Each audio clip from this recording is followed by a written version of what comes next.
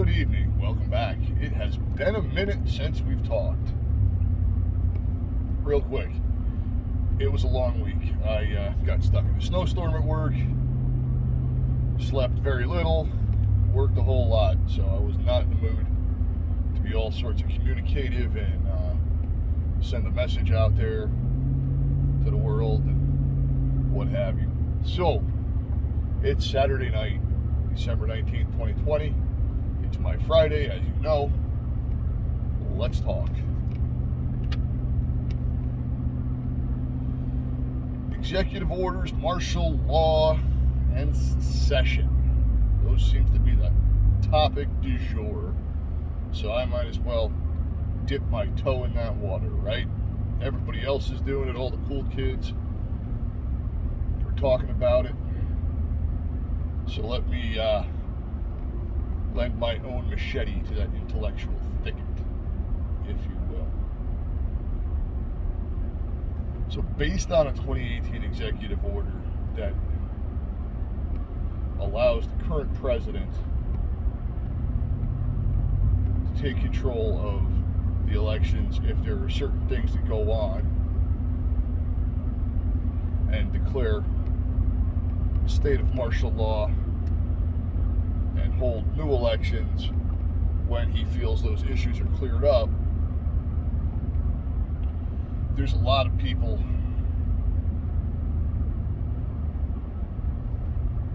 that think President Trump might push that button based on advice he's gotten from confidants and cabinet members and things like that. In the midst of all that, Texas put a secession referendum to its voters.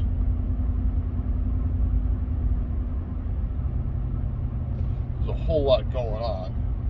I'm going to try and pack it into one video. I've been doing some reading, some research, and some watching of other channels that are kind of wargaming this whole thing out, how it could play out. While I agree with some of them, I also disagree at the same time. And I'm allowed to do that. Because, well, I'm a contrarian son of a bitch sometimes. So, there are those that think that the president is going to pull a plug, declare martial law, Texas is going to secede, and with it are going to go a string of other states, and we're basically going to split off into two factions. The old U.S., and for lack of a better term, the new U.S., right? Led by President Trump, headquartered possibly in Texas, possibly in Florida, depending. I would lean more toward Florida because, well, the winter White House, right? If I actually thought he was going to do it, which I don't. However, I did promise I'd lend an intellectual thicket, or an intellectual machete to this thicket. So I've heard it postulated that Texas will secede from the Union. And with it'll go certain other red states, leaving kind of another south central northern division, with certain other states being battlegrounds and all this, what have you. And Joseph Biden would be the president of the old U.S., President Trump would be the president of the new U.S., and it would basically turn into modern-day civil war.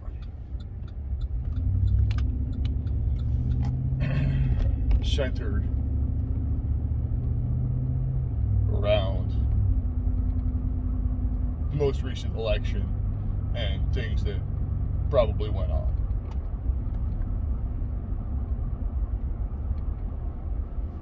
Now, I've been wrong before. freely admit that, and I could be wrong again. But I do not think that President Trump's going to pull the plug on what happened with the election, declare a state of martial law, stay in office, split the U.S. in half, and basically go to war with ourselves.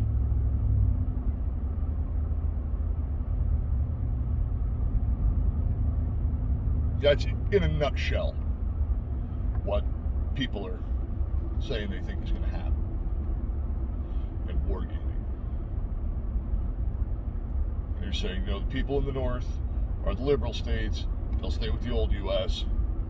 People in the South, those are with the red states, they'll stay with the new U.S., along with like Oklahoma, Wyoming, Montana, parts of California, Washington, Oregon, etc.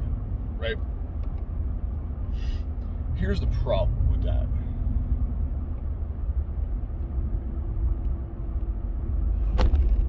Not all of the North and not all of the South voted for or against President Trump. In Pennsylvania, it was the urban centers that went predominantly Biden.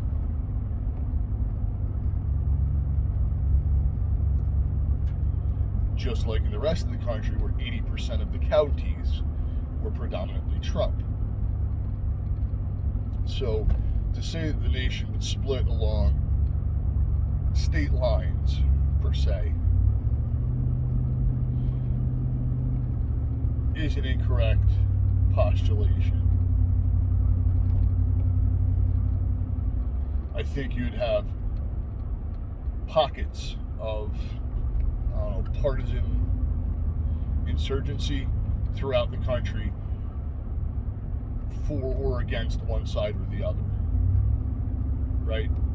And that seems to be the way it went nationwide. The big cities went blue, the more rural areas went red. So to say there's going to be a clear delineation, I don't see it.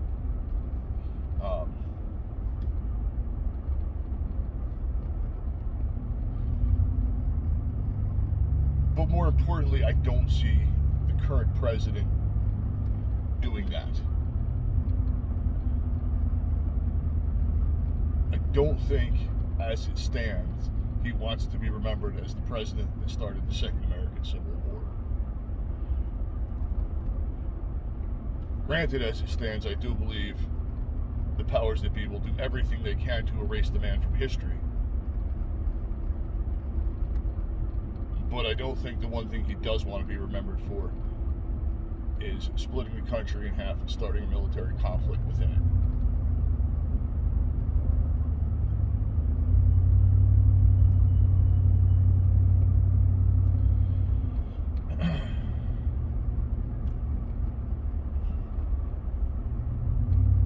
You've got to remember a couple of things.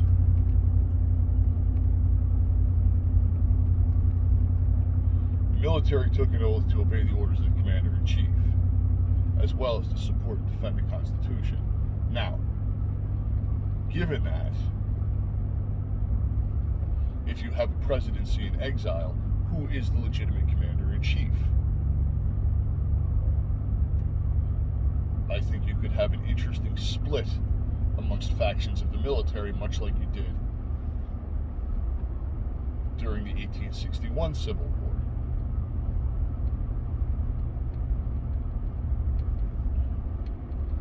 But things are a whole hell of a lot different at this stage in the game based on tanks and jet fighters and supersonic missiles, right?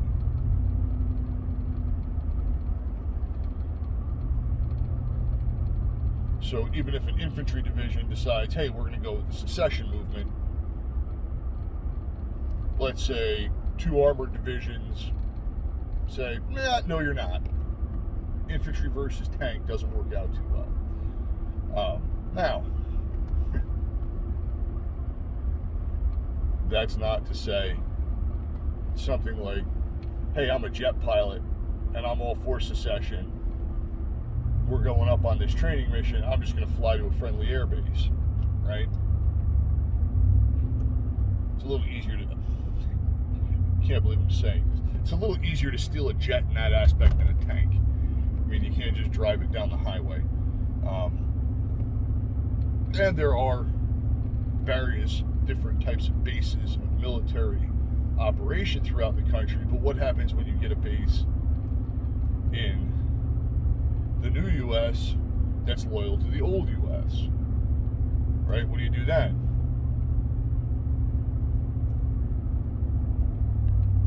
It's not as cut and dry as people would make it think, or would try and have you think. It's not as simple, to say, well, 80% of the military voted for Trump, so 80% of the military is for secession and for the new United States under President Trump, versus 20% that's for the old United States under President Biden. It's not that simple.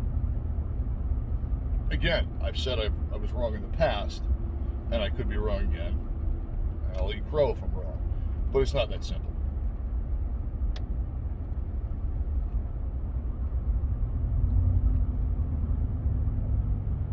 Just like saying, well, all the people in the North are loyal to the old United States when all the people in the South are loyal to the new United States. Not that simple. Not at all.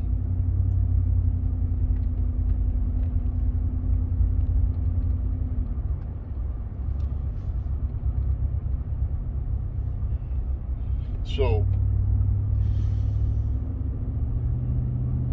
I've talked about this before. When people say we could have a new civil war divided along ideological lines of conservative versus socialist, communist, liberal, progressive, whatever you want, whatever their choice word for the day is, right? It's not going to be a delineated war. It's not. It's going to be conflict hotspots. If the biggest little word in the English language, if this were to ever go hot.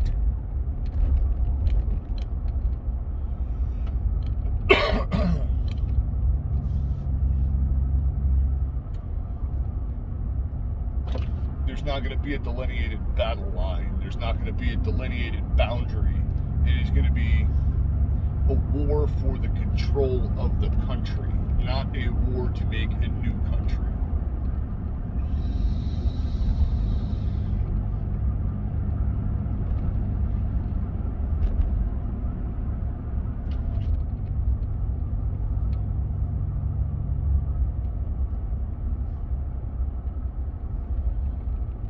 It's not going to line up blue and gray, right? Thank you. It's going to be a whole lot of gray, as in gray areas, gray men. A war of insurgency, a war of attrition. I think seeing open conflict between armies is a thing of the past, in the sense that we're speaking about.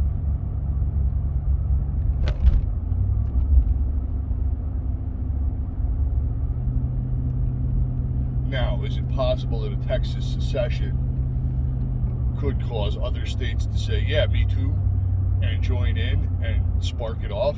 Absolutely.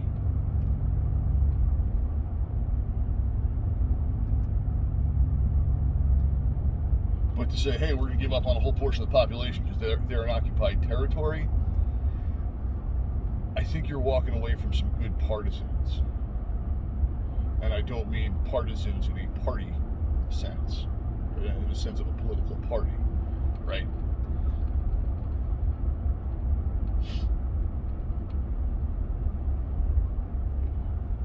Because to say, all right, we're just going to fight for this plot of land, let us have our thing and we're going to do it ourselves, that's not the way it's going to roll out. Or that might be the way it rolls out, But that's not going to be the way it continues. Because you will have people in the north, I have to watch what I say, who are like, well, I don't want to live under this kind of dictatorial control. I want America back. And it's not exactly easy to pack up and move, right? And if you think it is, try doing that in the middle of a war. Just ask, I don't know, how many Iraqis, how many Afghans, or Bosnians and Serbs that were on the wrong side of those lines in the 90s.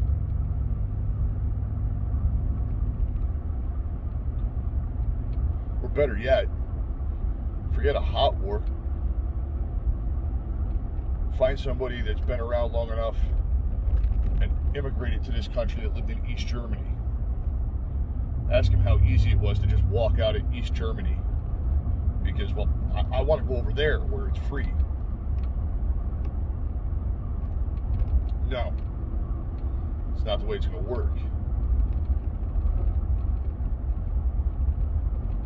If it does start in I guess a north and a south sense,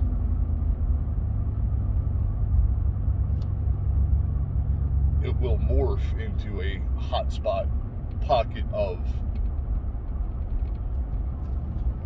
sense.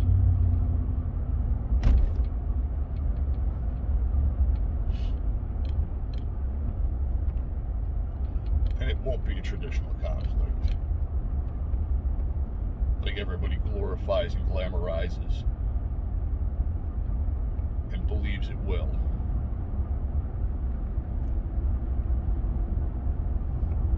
You will see atrocities like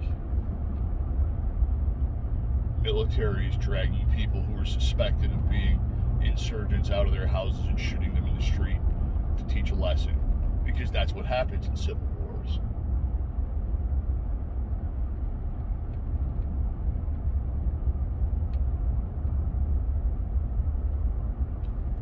So for the people that want to glamorize it and idealize it as this huge freedom movement of drawn battle lines, and we're going to take this half the country and do our own thing, and you guys can do your thing up there, that's not, in a practical sense, how it'll go down.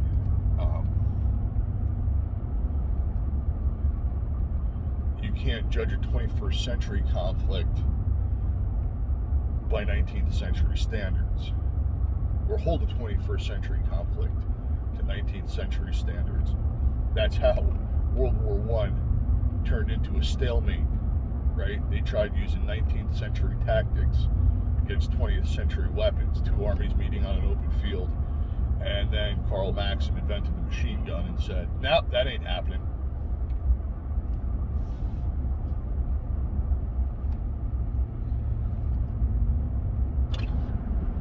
Things like the internet, freedom of information, and, you know, people thinking for themselves as opposed to being ideologues.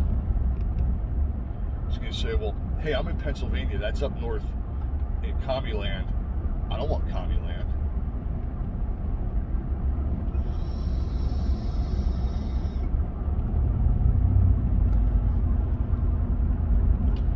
But I may not be able to get out of commie land. Right? Because you can't just walk across the border and say, nope, I'm leaving.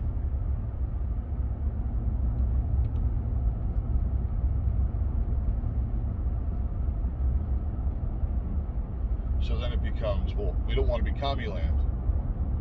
Yeah, neither do we. And now you've got another hot spot. And how does that go down? By pockets of resistance fighting with an enforcement arm, right? Be it the military, the police, what have you.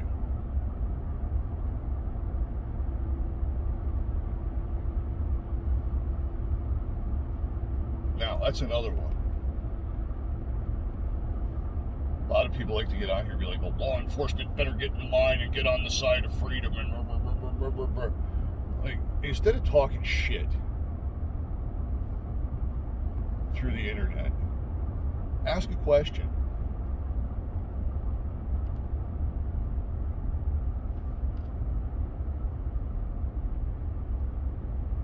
Go up and talk to the cop in the car.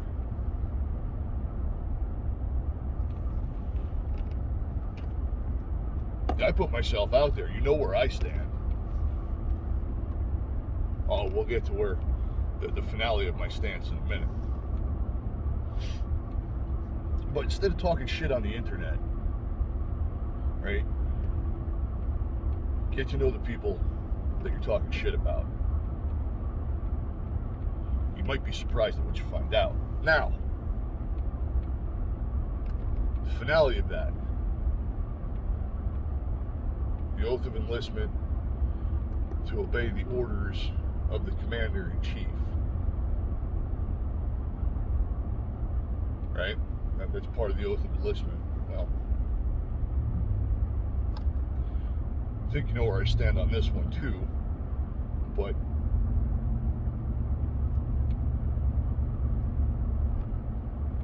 I cannot in good conscience obey the orders of a President Biden if he's inaugurated as commander-in-chief. I cannot in good conscience acknowledge the authority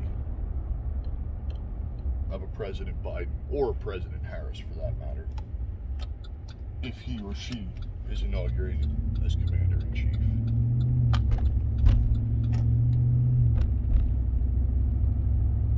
They've put themselves out there for what they want to do to this country, and I'm not down with